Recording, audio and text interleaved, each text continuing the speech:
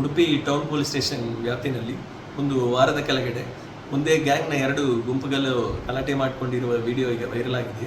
ಇದರ ಸಲುವಾಗಿ ಮೇ 20ನೇ ತಾರೀಕು ಉಡುಪಿ ಟೌನ್ ಪೊಲೀಸ್ ಸ್ಟೇಷನ್ನಲ್ಲಿ ಪ್ರಕರಣ ದಾಖಲಾಗಿದೆ.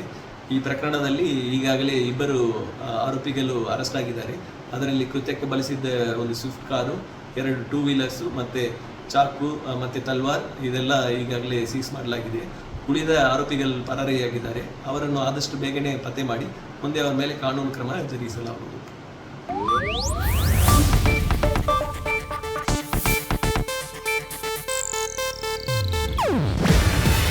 ಇದು ಏಷ್ಯಾನೆಟ್ ನ್ಯೂಸ್ ನೆಟ್ವರ್ಕ್ ಪ್ರಸ್ತುತಿ.